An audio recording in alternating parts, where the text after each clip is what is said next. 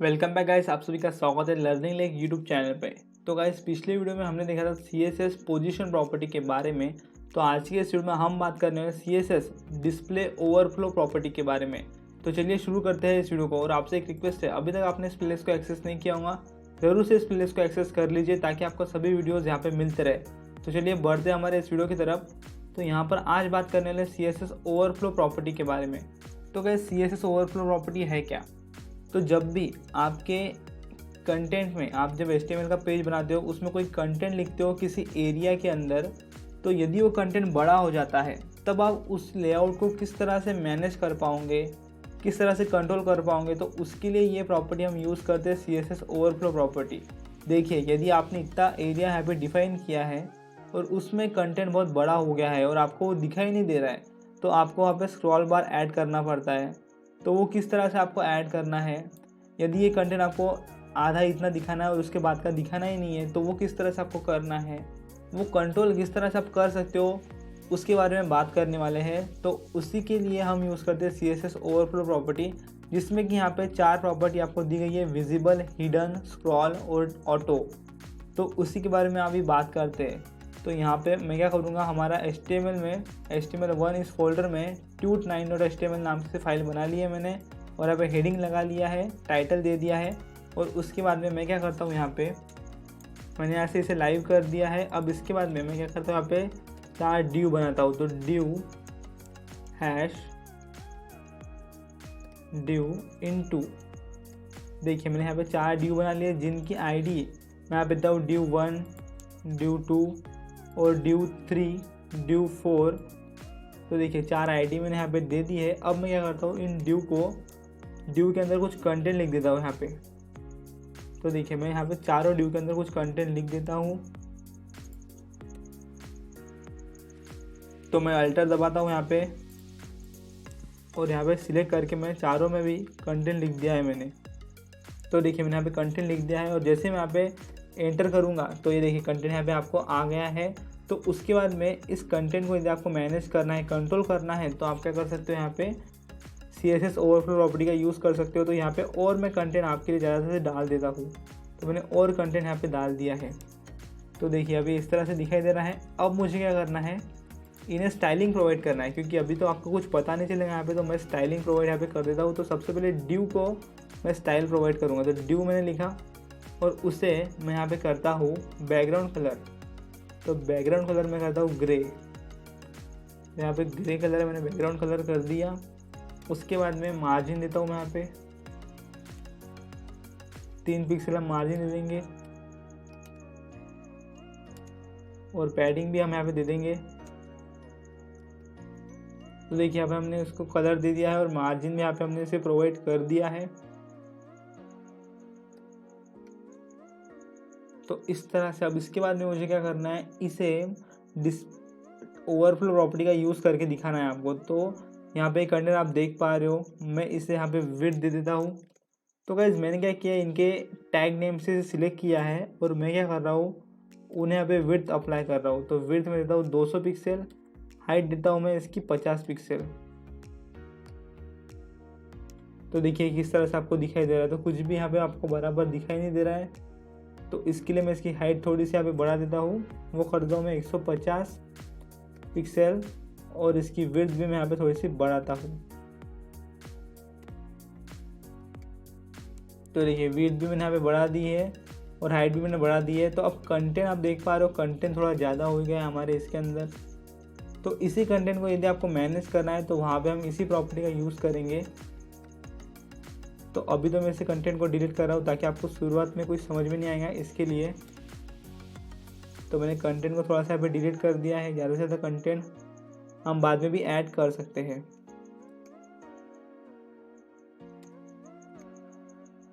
तो मैंने कंटेंट यहाँ पे डिलीट कर दिया, जो कि हमने ऐड किया था ज़्यादा का। अब आपको क्या करना है, यहाँ पे आप देख पा रहे हो इतना आपको कंटेंट दिखाई दे रहा है।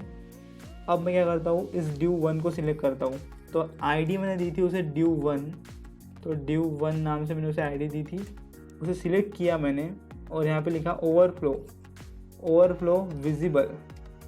तो ये प्रॉपर्टी मैं यहाँ पे रखता हूँ। तो इससे क्या होता है गाइस, ओवरफ्लो विजिबल से क्या होता है, आपके इसमें जो भी कंटेंट ज़्यादा का रहता है, ओवरफ्लो जो कंटेंट रहता है वो दिखाई देता है जब आप इसका यूज़ कर सकते हो। ओवरफ्लो विजिबल का इस प्रॉपर्टी का जब भी आप यूज़ करते हो तो जो कंटेंट रहता है ज़्यादा का वो दिखाई देता है। जैसे कि यदि ड्यू में मैं ड्यू 1 में मैं ऐड कर दूँ और कंटेंट, देखिए मैंने इतना कंटेंट ऐड कर दिया तो वो देखिए यहाँ पे आपको दिखाई दे रहा है दूसरे ड्यू के ऊपर वो कंटेंट आ गया है। यदि उसके बाद में जो प्रॉपर्टी आती है वो है आपकी ड्यू 2 को ऊपर हम अप्लाई करेंगे, जो हमारा बॉक्स रहेगा दूसरा उसके ऊपर हम ऊपर वो अप्लाई करने वाले हैं। तो देखिए अब मैं ओवरफ्लो हिडन इसका यूज़ करूँगा। तो गाइस देखिए जो दूसरा ड्यू है आप देखते रहिए, दूसरे ड्यू में अभी इतना ही कंटेंट है, मैं अब यहाँ पे और कंटेंट ऐड करने जा रहा हूँ। फिलहाल के लिए मैं इसे कमेंट करता हूँ। अब मैं क्या करता हूँ ड्यू 2 में, यहाँ पे आप देख पा रहे हो ये ड्यू 2 है हमारा, ये इसके अंदर मैं और कंटेंट ऐड कर दूंगा थोड़ा सा। तो देखिए मैंने और कंटेंट ऐड कर दिया है। अब ये कंटेंट भी बाहर दिखाई दे रहा है आपको, इस तरह से बाहर आ चुका है पहले की तरह। अब जैसे ही मैं यहाँ पे हिडन का यूज़ करूँगा, ओवरफ्लो हिडन का, तो वो कंटेंट गायब हो जाएगा। तो देखिए वो कंटेंट गायब हो गया है और वो दिखाई नहीं दे रहा है। तो वो इस प्रॉपर्टी का कमाल है कि वो कंटेंट हिडन हो चुका है। ओवरफ्लो तो वो हुआ था क्योंकि विड्थ इसकी 200 ही है, विड्थ इसकी 300 है और 150 इसकी हाइट है, लेकिन वो ओवरफ्लो हो गया था। लेकिन मैंने इस प्रॉपर्टी का यूज़ किया तो वो कंटेंट क्या हो गया, हिडन हो गया। तो वो कंटेंट क्या हो गया, हिडन हो गया। ओवरफ्लो कंटेंट क्या था, हिडन हो चुका है। और विजिबल से क्या हुआ था, वो कंटेंट अभी भी दिखाई दे रहा है। तो पहले बॉक्स पे हमने वही अप्लाई किया था तो वो कंटेंट आपको दिखाई दे रहा था, लेकिन जो ओवरफ्लो था।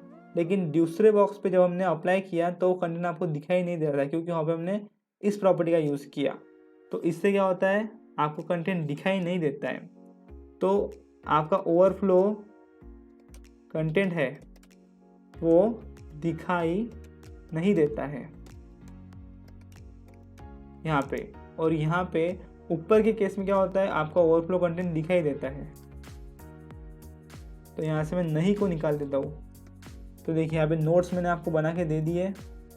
और उसके बाद में अब बात करने वाले तीसरे प्रॉपर्टी के बारे में, जो कि है हम अप्लाई करेंगे तीसरे बॉक्स के ऊपर। तो ड्यू 3 के ऊपर मैं इसे अप्लाई करूँगा, यहाँ पे आपको पता चलेगा। मैं क्या करता हूँ गाइस, इसका कलर चेंज कर देता हूँ थोड़ा सा। तो बैकग्राउंड कलर में इसका चेंज करता हूँ, इसका रखता हूँ मैं येलो, ऊपर वाले का रख देता हूँ मैं रेड, ताकि आपको क्लियर यहाँ पे समझ में आ जाए। और अब देखिए यहाँ पे मैं क्या करता हूँ, तीसरा जो हमारा बॉक्स है उसके ऊपर तीसरी प्रॉपर्टी अप्लाई करूँगा ओवरफ्लो की, वो है स्क्रॉल प्रॉपर्टी। तो उससे क्या होगा गाइज, यदि आपके इसमें बहुत सारा कंटेंट है हॉरिजॉन्टली और वर्टिकली, तो वो स्क्रॉल बार वहाँ पे लेके आ जाएगा। तो देखिए आप यहाँ पे देख पा रहे हो एक स्क्रॉल बार के लिए यहाँ पे स्पेस बन चुकी है। तो यहाँ पे देख पा रहे हो आप, यदि मैं यहाँ पे कंटेंट ऐड कर दूँ तीसरे बॉक्स के अंदर ड्यू 3 में, यहाँ पे देखिए मैं कंटेंट ऐड करने जा रहा हूँ। तो देखिए जैसे कंटेंट ऐड किया स्क्रॉल बार आ गया। देखिए यदि मैं विड्थ भी इसकी बढ़ा दूंगा तो ये हॉरिजॉन्टल वाला स्क्रॉल बार भी आपको दिखाई देने लगेगा। लेकिन मैं अभी विड्थ यहाँ पे बढ़ा नहीं रहा हूँ, लेकिन आप यहाँ पे देख पा रहे हो जैसे ही आप विड्थ भी बढ़ा दोगे तो हॉरिजॉन्टल वाला स्क्रॉल बार आ जाएगा। लेकिन यहाँ पे कंटेंट ज़्यादा होने के कारण आपको वर्टिकल स्क्रॉल बार भी दिखाई दे रहा है। अब उसके बाद में जो लास्ट प्रॉपर्टी आती है वो है हमारे ओवरफ्लो ऑटो प्रॉपर्टी। तो वो अप्लाई करेंगे हम बॉक्स 4 के ऊपर। तो ड्यू 4 उसके ऊपर अप्लाई करूँगा मैं ओवरफ्लो ऑटो। तो इससे क्या होता है गाइस, इसको तो देख लिया आपने ओवरफ्लो स्क्रॉल से। तो इससे क्या होता है, स्क्रॉल बार आता है।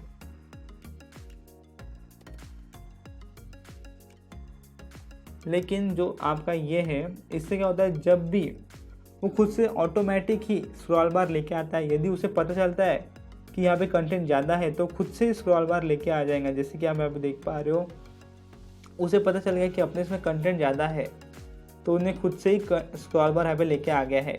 चौथे बॉक्स को आप देखते रहिए। तो देखिए यहाँ पे मैं इसे कलर भी देता हूँ। तो बैकग्राउंड कलर में इसका करता हूँ ग्रीन। तो देखिए उसने यहाँ पे स्क्रॉल बार लेके आ गया है। अब मैं क्या करता हूँ आपको दिखाने के लिए इसका नहीं कंटेंट कम कर देता हूँ चौथे बॉक्स का। तो अब वो स्क्रॉल बार चला गया, क्योंकि वो ऑटो है, वो ऑटोमेटिक लाएगा। जैसे ही आपका कंटेंट ज़्यादा हो जाएगा तो वो खुद से ही स्क्रॉल बार को लेके आ जाएगा। देखिए मैंने कंटेंट बढ़ा दिया, अब देखिए यहाँ पे वो आ चुका है। तो इस तरह से खुद से ही ऑटोमेटिकली करता है। लेकिन स्क्रॉल प्रॉपर्टी का जब आप यूज़ करोगे, ओवरफ्लो स्क्रॉल का जब आप यूज़ करोगे, तब वहाँ पे ऐसा नहीं होगा, वो खुद से ही नहीं लाएगा, शुरू से स्क्रॉल बार नहीं लाएगा, वो पहले से रहेगा बाय डिफ़ॉल्ट, क्योंकि आपने स्क्रॉल प्रॉपर्टी का यूज़ किया। तो यहाँ पे आप समझ जा रहे हो, यहाँ पे ऑटोमेटिकली स्क्रॉल बार आता है। तो यहाँ पे ऑटोमेटिकली स्क्रॉल बार आता है। यहाँ पे मैं लिख देता हूँ ऑटोमेटिकली यहाँ पे स्क्रॉल बार आ जाता है। तो देखिए मैंने यहाँ पे नोट्स भी लिख दिए। तो इस तरह से आप यहाँ पे यूज़ कर सकते हो। तो गाइस उसके बाद में आती है ये दो प्रॉपर्टी, ओवरफ्लो एक्स और ओवरफ्लो वाई। तो इसमें हम इसका भी यूज़ कर सकते हैं। ओवरफ्लो एक्स यानी कि गाइस ओवरफ्लो हॉरिजॉन्टली, यदि आपके इसमें हॉरिजॉन्टली कंटेंट ज़्यादा है तो वहाँ पे हम ओवरफ्लो एक्स का यूज़ करने वाले हैं, और वर्टिकली कंटेंट ज़्यादा है तो ओवरफ्लो वाई इसका भी हम यूज़ कर सकते हैं। तो देखिए मैं इसे ऑटो को यहाँ पे क्या करता हूँ, कमेंट करता हूँ, और अब मैं यूज़ करता हूँ ओवरफ्लो एक्स इस प्रॉपर्टी का। तो मैंने आपको बताया था यहाँ पे स्क्रॉल बार यदि आ जाएगा, यदि स्क्रॉल बार आएगा तो हम क्या कर सकते हैं, उस स्क्रॉल बार को हिडन कर सकते हैं। तो यहाँ पे मैं हिडन का यूज़ करता हूँ। तो देखिए हमारे पेज में कुछ तो चेंज हुए होंगे यहाँ पे। तो हमारा ड्यू 4 था, तो देखिए यहाँ पे नहीं क्या, इसका जो हॉरिजॉन्टल वाला स्क्रॉल बार रहेगा नीचे का, वो दिखाई नहीं देगा, क्योंकि मैंने यहाँ पे क्या किया है, ओवरफ्लो एक्स हिडन, तो वो हॉरिजॉन्टल वाला दिखाई नहीं देगा। और उसी तरह मैं क्या कर सकता हूँ, इस वर्टिकल वाले को भी हिडन कर सकता हूँ और विजिबल कर सकता हूँ। तो ओवरफ्लो वाई ये वर्टिकल के लिए, इसे क्या कर सकता हूँ मैं, विजिबल, तो ये दिखाई देगा आपको। तो देखिए ये तो दिखाई दे रहा है आपको। तो इसी तरह मैं इसे ट्राई कर देता हूँ, ये हिडन होता है क्या। तो ओवरफ्लो वाई को हम क्या करते हैं, हिडन करते हैं। तो देखिए वो यहाँ पे हिडन भी हो गया है।